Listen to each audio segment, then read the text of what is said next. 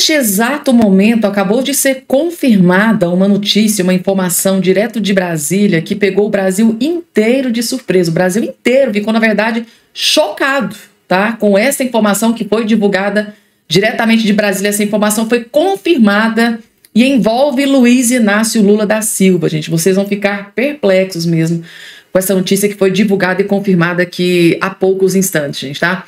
Além dessa, vou trazer outras várias informações, vou trazer tudo de forma rápida, breve e bem objetiva, do jeitinho que vocês gostam, eu sei muito bem, a gente não tem muito tempo a perder, né? Então já vamos aqui dar início direto aqui já com as informações. Só, por favor, não esqueçam, tá, de se inscrever no canal, ativar o sininho das notificações e compartilhar o vídeo o máximo possível que vocês puderem. E não esqueçam, por favor, de deixar o like, já sempre quando vocês entrarem no vídeo meu, gente, tá? Já entra deixando o like, o joinha, vocês não fazem ideia da força gigantesca, porque a própria plataforma entende que, né, que os conteúdos são importantes, relevantes e compartilha para as outras pessoas que têm interesse nas mesmas informações. Então, deixa o like, o joinha de vocês, tá? Vamos lá, gente, dando início aqui com as informações. Informação na tela, gente, vamos falar agora sobre essa treta, né, entre o Zelensky e o Donald Trump, né? Depois que vocês viram aquela reunião no Salão Oval, onde teve aquele bate-boca, e segundo alguns jornalistas, o Donald Trump expulsou o Zelensky do Salão Oval, porque desrespeitou ali o Salão Oval dos Estados Unidos. Aí essa treta acaba de ganhar mais um capítulo, porque o Zelensky acabou de fazer um comentário e o Donald Trump não gostou nada. Tá aqui a informação na tela, ó. Zelensky diz que paz está distante e Trump reage, tá? O Zelensky acaba de dizer que a paz está distante e o Trump reagiu. Pior declaração. Segundo Donald Trump, essa declaração do Zelensky foi a pior declaração, tá? Que o presidente dos Estados Unidos, Donald Trump, declarou nesta terça-feira que o líder da Ucrânia, o Zelensky, não quer que haja paz enquanto ele tiver o apoio da América. A afirmação foi feita em uma publicação na rede social Truth Social, no qual Trump criticou recentemente a declaração de Zelensky sobre o fim da guerra. O presidente ucraniano afirmou que o conflito com a Rússia ainda estaria muito, muito distante de acabar. Esta é a pior declaração que Zelensky poderia ter feito. E a América não vai tolerar isso por muito mais tempo. Ainda o Donald Trump fez ali uma ameaça, tá? Como eu disse, esse cara não quer que haja paz enquanto tiver o apoio da América. E a Europa, na reunião com Zelensky, declarou categoricamente que não pode agir sem os Estados Unidos. Provavelmente não foi uma grande demonstração de força contra a Rússia. O que eles estão pensando? Escreveu o Trump, né? Após o bate-boca com o Zelensky, Trump reforçou nas redes sociais que o líder ucraniano só será bem-vindo à Casa Branca quando estiver pronto para a paz. Gente, que treta, né? A treta entre o Zelensky e o Donald Trump acaba de escalar agora num nível bastante pesado, né? Com troca ali de farpas, um no comunicado, né, numa fala, e o outro através aí das redes sociais. E aí, gente, coloque aqui embaixo a opinião. Você que está do outro lado, você acha que o Zelensky tem alguma razão em toda essa questão envolvendo o Donald Trump e, né, essa guerra que parece que nesse nível que está aqui nesse momento está longe de acabar, gente, tá? Coloca aqui embaixo a opinião de vocês. Lula da Silva, mais uma vez, humilha o Brasil. Não só perante o Brasil, mas perante o mundo inteiro, gente. Eu acabei de ter acesso aqui a essa informação que eu achei inacreditável. Brasil recua 6 posições em ranking de democracia, aponta The Economist, gente, tá? Meu Deus. O Brasil recuou 6 posições no The Democracy Index 2024, se comparado aos resultados obtidos na pesquisa do ano anterior.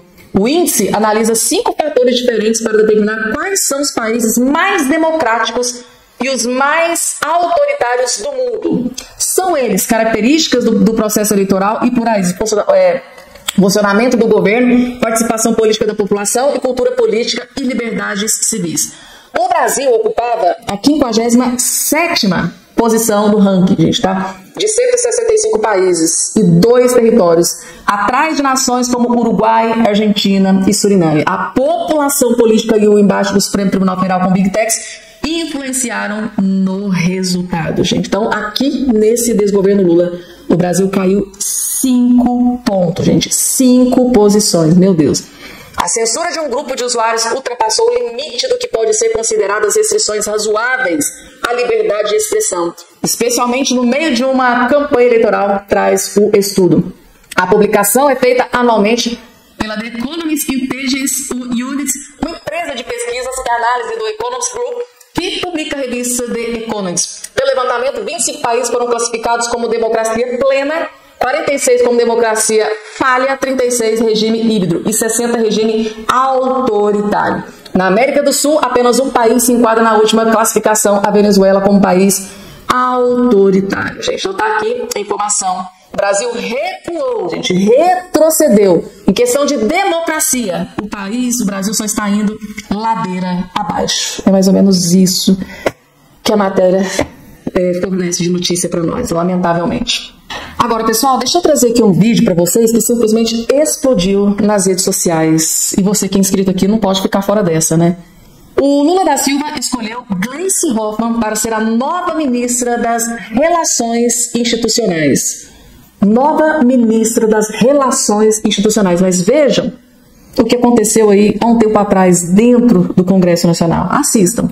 De uma senadora que há 30 dias o presidente do Senado Federal conseguiu no Supremo Tribunal Federal desfazer o seu indiciamento e do seu esposo. Que baixaria. Que havia sido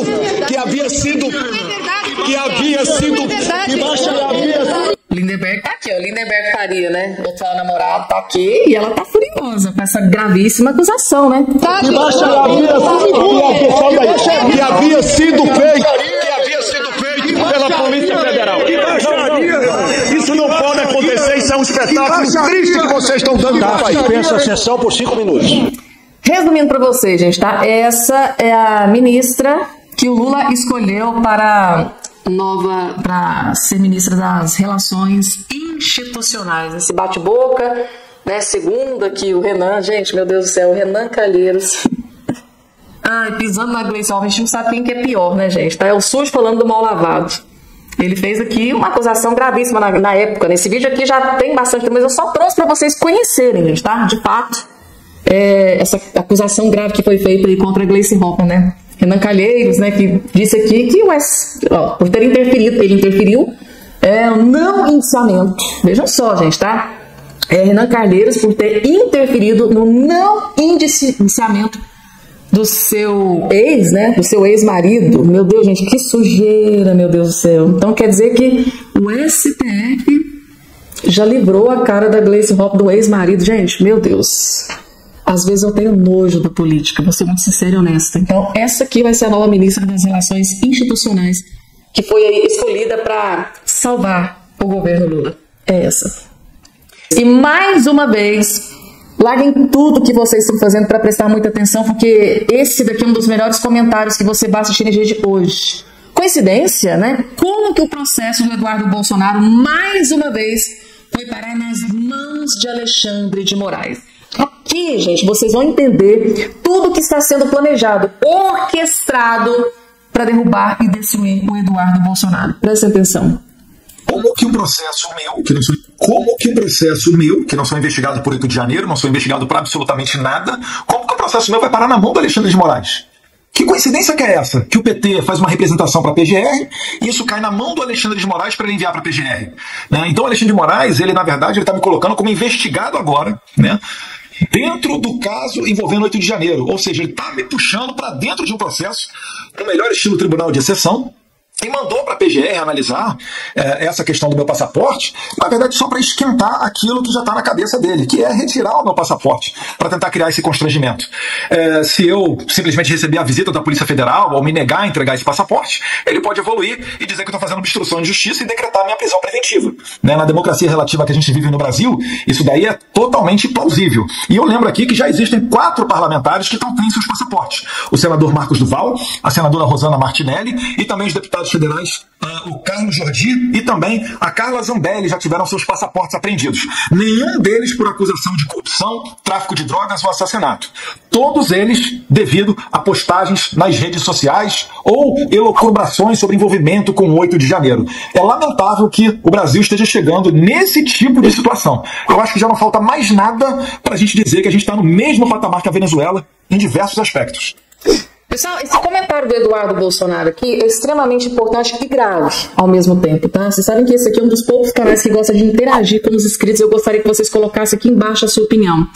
Vocês não estranharam, não, gente, o fato de o PT ter entrado com um processo, né, contra o Eduardo Bolsonaro, pedindo, né, aí esse processo vai parar nas mãos do ministro Alexandre de Moraes. Lá no STF, gente, no SF tem 11 ministros e, coincidentemente, esse processo movido pelo PT, por parlamentares de esquerda do PT, foi parar no passe de mágicas na mão do ministro Alexandre de Moraes. Às vezes, gente, eu tenho a impressão de que não existe mais nenhum outro ministro dentro daquele STF, porque tudo com relação ao Bolsonaro, clã Bolsonaro, família Bolsonaro, amigo de Bolsonaro, aliado de Bolsonaro, tudo, absolutamente tudo, praticamente, vai parar nas mãos, por incrível que pareça, nas mãos do ministro Alexandre de Moraes. Não tem mais ministros dentro daquela corte? Por que esse processo, né, com relação ao Eduardo Bolsonaro foi parar justamente nas mãos do Alexandre de Moraes, que está sofrendo ali esses ataques dos Estados Unidos? É uma pergunta que a gente fica, né, impressionado. Eu fico me fazendo essa pergunta. Cadê os outros ministros do STF? Não existe mais outros ministros lá dentro?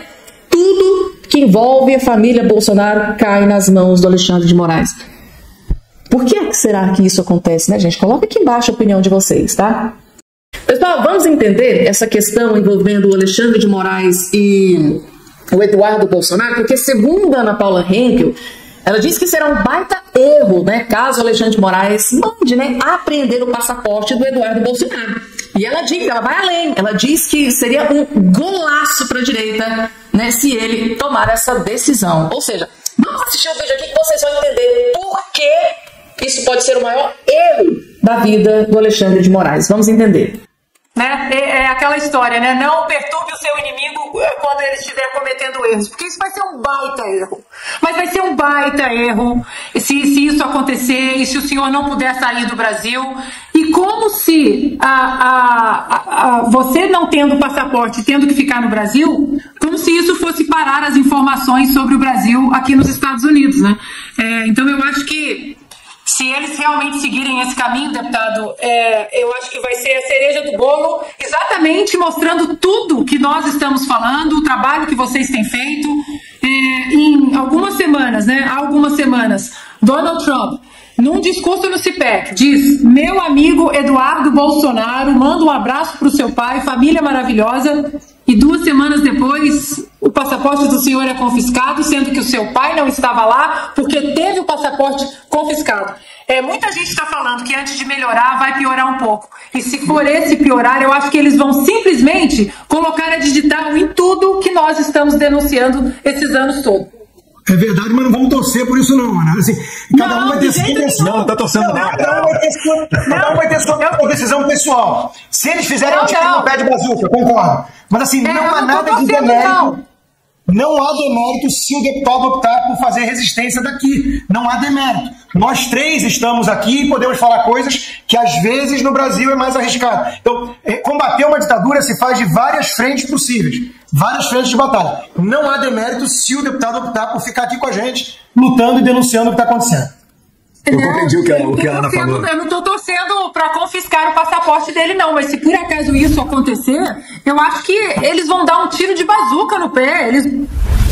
Tá aí, gente, tá o comentário da Ana Paula Henkel. Vocês que estão do outro lado, vestindo, vocês concordam com esse comentário da Ana Paula Henkel? Vai ser um grande tiro no pé se o Alexandre de Moraes decidir tomar a decisão de apreender o passaporte do Eduardo Bolsonaro, uma vez que o próprio Bolsonaro, ex-presidente da República, já está com o passaporte apreendido. Imaginem a seguinte situação: 2 semanas depois, praticamente, depois, né, do Donald Trump elogiar o Eduardo Bolsonaro, elogiar o Bolsonaro, a família Bolsonaro, aí vem o ministro do STF, Alexandre de Moraes, e dá ordem de apreensão para o passaporte do Eduardo Bolsonaro. Isso aqui vai explodir no mundo inteiro, porque se trata do homem mais poderoso do mundo, Donald Trump. E isso só corrobora com aquilo que esses jornalistas, né, comentaristas políticos sempre vêm dizendo: olha, só vai confirmar a aquilo que a gente vem denunciando aí há vários anos, né? Se por acaso ele der a ordem de apreender o passaporte do Eduardo Bolsonaro. Coloque aqui embaixo a sua opinião. E aí, será que o Alexandre de Moraes vai dobrar a aposta, vai ter culhão para 2 semanas depois do comentário do Donald Trump lá e apreender o passaporte do Eduardo Bolsonaro? Logo, né, poucos dias depois daquele projeto de lei que caça vistos de autoridades que cometem abusos, ter sido aprovado na comissão ali nos Estados Unidos? Coloca aqui embaixo, gente, a sua opinião, se o Alexandre de Moraes vai ter coragem de tomar essa decisão. Depois desse comentário aqui da nossa querida Ana Paula Hegel. Próxima qualidade questionável da água distribuída, falta de banheiros e materiais de limpeza em geral, tortura, maus tratos. Essa é a realidade das vítimas do 8 de janeiro, detidas por uma canetada de Alexandre de Moraes. A ASFAV, a associação que representa essas pessoas, preparou uma documentação com relatos em série de violações dos direitos humanos. Nós vamos conversar com o doutor Ezequiel Silveira, um dos advogados da Associação dos Familiares e Vítimas do 8 de janeiro, mas antes, é importante que a audiência veja essa fala da ex-ministra Rosa Weber. Companheiro indefectível de andanças, jamais recusou um dos meus convites para visitar unidades prisionais e me tornou testemunha do apreço que os detentos têm e as detentas por sua excelência. Rezamos juntos, convidados pelos detentos de 8 de janeiro, né? E depois percorremos diversas celas, tanto da Colmeia quanto da Papuda, e o ministro Alexandre foi aplaudido. Eu não. Ministro Alexandre.